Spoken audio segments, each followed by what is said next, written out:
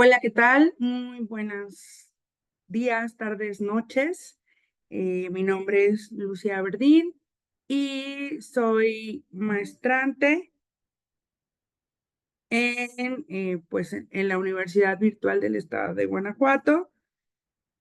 Este módulo se titula Procesos Humanos de Dirección y Gestión del Sector Público, a cargo del asesor José Arturo Cepeda Anaya. Esta es la evidencia número 2 de procesos de dirección y gestión desde el enfoque de la gobernanza, justamente. Y bueno, en este momento vamos a hablar de la capacidad y el rendimiento directivo del gobierno.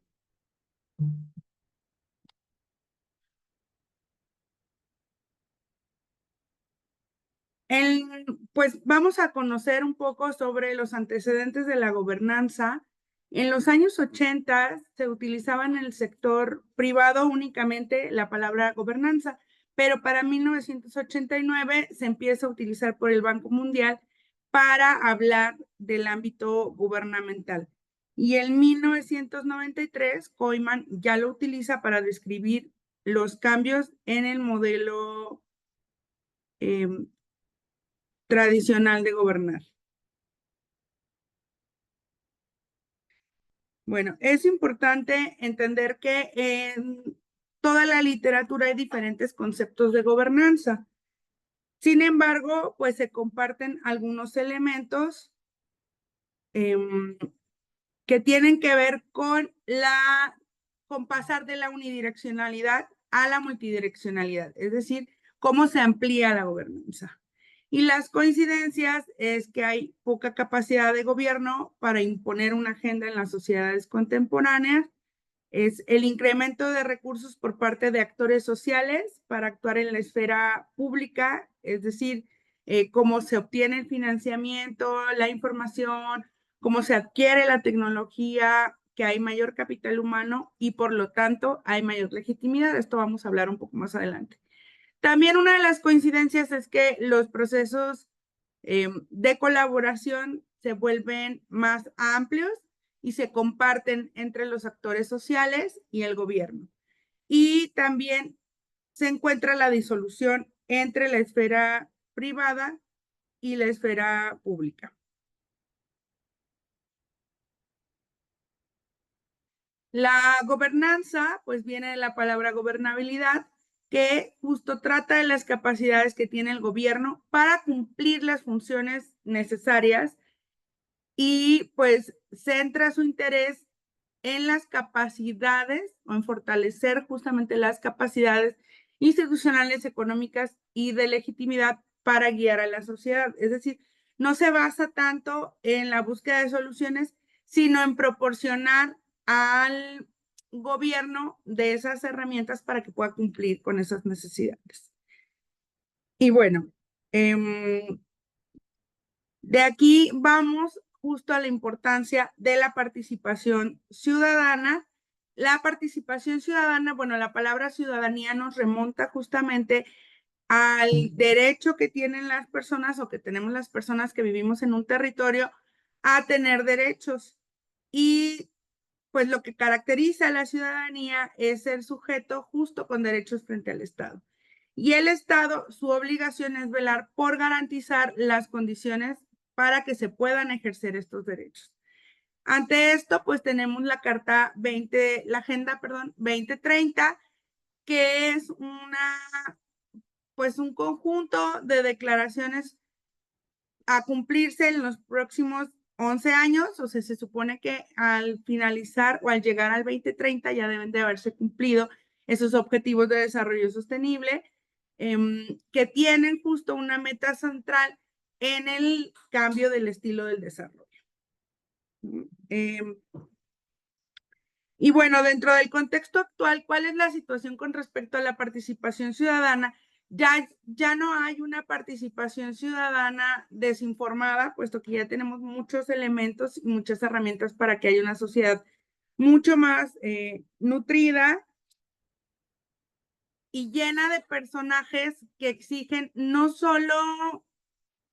la garantía de estos derechos, sino que además exige la transparencia y la rendición de cuentas de las decisiones que se están tomando. La importancia de entender la gobernabilidad y la participación ciudadana no solo radica justo en la parte de la exigencia social, sino que viene a ser una función de la construcción activa de la ciudadanía. O sea, no solo se adquieren obligaciones,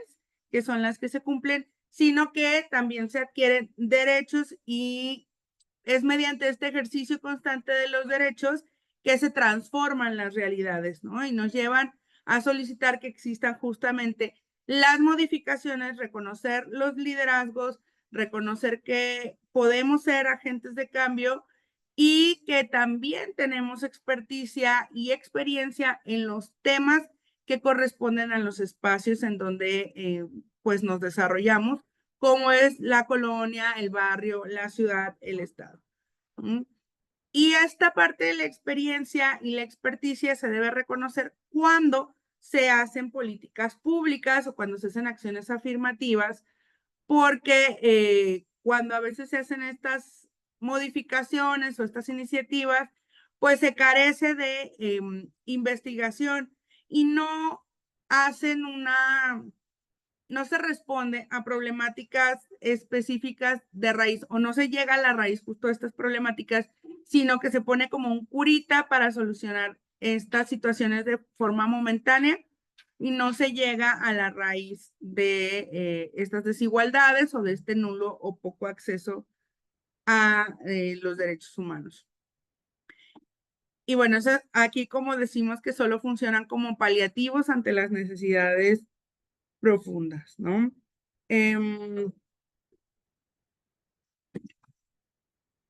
Dentro del desarrollo justamente de la gobernanza en el sector público, pues tenemos que parte con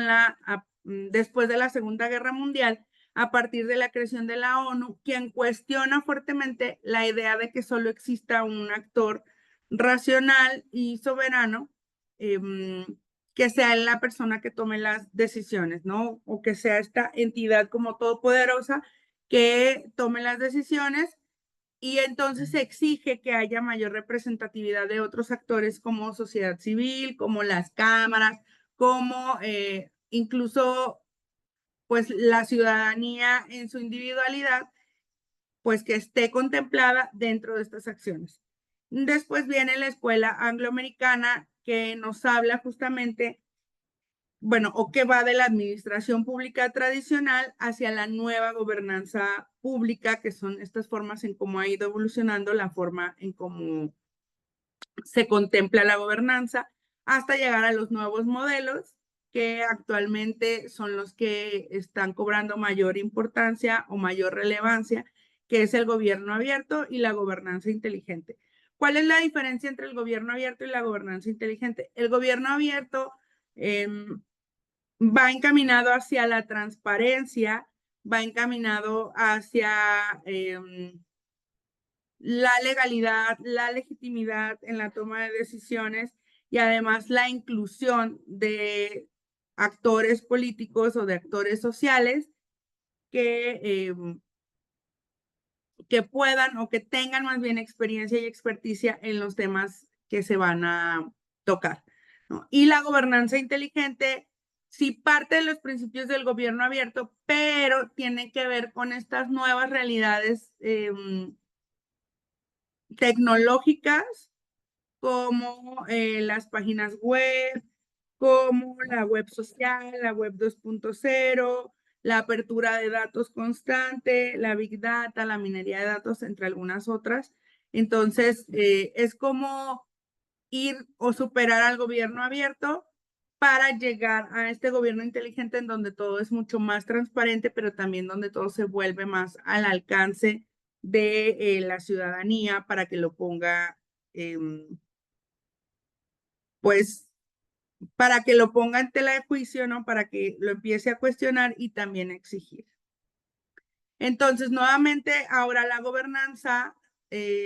nos dice Porras que se presenta cuando los gobiernos que tienen problemas económicos o de legitimidad para cumplir con sus funciones se fragmentan, ¿no? Y producen políticas públicas donde el sector privado, las organizaciones sociales y la sociedad en general cobran un papel relevante. Entonces se convierten en objetos y sujetos de la política. Es decir, se invierten los papeles, ¿no? Porque entonces, si los gobiernos no pueden tener este equilibrio económico y no pueden poseer esta legitimidad 100%, pues entonces necesitan hacerse de otras herramientas y también pues empiezan a presentar como fracturas en donde pueden colarse algunos espacios privados, como son las empresas, como son pues algunos otros garantes de los derechos, como los derechos laborales, como el derecho a la salud, como el derecho al transporte público, ¿no? Porque el gobierno tiene la obligación de dar y garantizar ese derecho, pero a veces, pues justo por las problemáticas económicas o algunas otras incluso problemáticas políticas, no pueden brindar ese servicio y se subroga el servicio, ¿no? Porque lo que sí tiene que hacer los gobiernos es proveer de ese servicio, o sea, no se puede quedar sin ese servicio. Y bueno, encaminados justo a la gestión pública del siglo XXI, hay algunas características importantes que hay que tomar en cuenta, que el Estado se vuelve gestor de las interdependencias que gobiernan con la sociedad de una forma mucho más horizontal, mucho más colaborativa y mucho más consensuada. Esto porque justo siempre se ha operado de forma vertical, el poder ha sido vertical y entonces la gestión pública tiene que ir avanzando hacia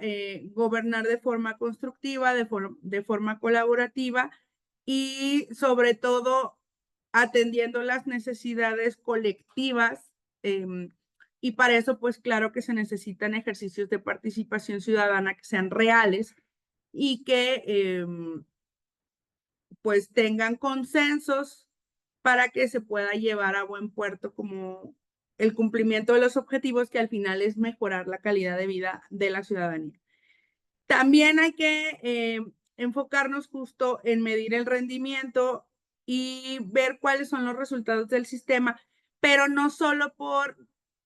indicadores de eficiencia y eficacia, sino por la valía de esos espacios. Cuántas personas, por ejemplo, en lugar de cuántas personas atendimos, es cuántas personas lograron acceder a ese derecho. Entonces se va a priorizar justamente el bien común, cuántas personas logramos impactar con esas políticas públicas de una forma que sí les cambiamos o sí cambiamos la vida de esas personas, pero con un impacto a largo plazo. Entonces, esto va a fortalecer los valores justamente públicos y democráticos. También otra parte es que se tienen que generar redes interorganizacionales para la implementación de políticas públicas y prestación de servicios públicos, porque muchas veces lo que ocurre en una dependencia no se interconecta con lo que ocurre en la otra y lo que tenemos es demasiada burocracia, demasiados procesos que sí son conectados, pero que pareciera que están como aislados el uno del otro, ¿no? Y recordemos que los derechos humanos no son derechos aislados, o que puedan darse de forma aislada, sino que se relacionan entre ellos. Y también, pues se tiene que considerar que la ciudadanía es co-creadora del mundo y que debe participar activamente en la solución de los problemas públicos, pero para eso tenemos que empezar a romper los mitos de que la administración pública o la gestión pública justamente solamente atiende las problemáticas de las personas que intervienen en en la parte económica, perdón, de la toma de decisiones. Y bueno, dentro de mis conclusiones es que no solo el avance, bueno, no solo presento el avance que se tiene sobre el concepto de gobernanza, la ejecución, sino que además estas modificaciones en la forma de ver de la gobernanza ha hecho que se retome la importancia de la participación ciudadana, porque las modificaciones sociales ya no permiten más bien ahora que la implementación del poder sea lineal, sino que para mí supone una línea curva dentro del avance hacia el universo más incluyente, porque sí tenemos que ir viendo todas las perspectivas posibles y reconociendo que la ciudadanía tiene la experticia y la experiencia en sus entornos, como ya lo mencioné anteriormente, para resolver las situaciones o las problemáticas que se presentan dentro de su universo inmediato. Entonces, al empezar a reconocer esa, pues esa valía o esa importancia de la ciudadanía y empezar también a integrar sus propuestas, a integrar sus soluciones en el sistema de las gobernanzas, es que podemos adquirir legitimidad, es que podemos adquirir mucha mayor participación activa de la ciudadanía y pues también podemos transparentar más la toma de decisiones, ¿no? Justo lo que menciono en mis conclusiones es que una participación real y la incitación mediante estos ejercicios como reales, pero no lo quiero decir como reales, sino esta pues esta parte de tomar en cuenta a la ciudadanía y que la ciudadanía se dé cuenta que sí estamos tomando sus propuestas o que sí se están tomando a cabo sus soluciones o que sí se están tratando de trazar rutas hacia la viabilidad, pues fortalece que la ciudadanía se mantenga activa. Me parece que en México y en Latinoamérica estos ejercicios se llevan a cabo de forma simulada o no auténtica, justo esa era la palabra que quería encontrar, no auténtica, pero cada día más, o sea, cada día hay más exigencia por parte de la ciudadanía para que se logre el cumplimiento de los compromisos que se generan, ya sea en campaña, ya sea en la administración y pues de alguna forma la organización comunitaria y o vecinal pues va a desplazar justo a estas simulaciones de ejercicios que se han estado realizando porque la ciudadanía debemos de marcar la agenda de los objetivos y no el gobierno debe de marcar la agenda de nuestras necesidades. Es decir, nosotros y nosotras somos las personas expertas en estos temas, en los temas que vivimos en la cotidianidad y somos quienes también, me parece, tenemos muy claras cuáles son las soluciones. Tal vez no tenemos como la metodología o el cómo volverlas en un sí, pero esa es la obligación de los gobiernos, el cómo sí van a resolver esa necesidad y cómo sí se va a garantizar ese derecho para mejorar la calidad de vida. Y bueno, hasta aquí dejo mi breve exposición. Por acá dejo las referencias. La verdad me parece pues un tema muy interesante, ver cómo se va transformando, cómo vamos transformando la visión justo de cómo se tiene que hacer la administración pública más allá de ser un obstáculo, ¿no? Como ser un agente de cambio y un gestor o gestora, me parece profundamente importante. Y bueno, pues muchas gracias.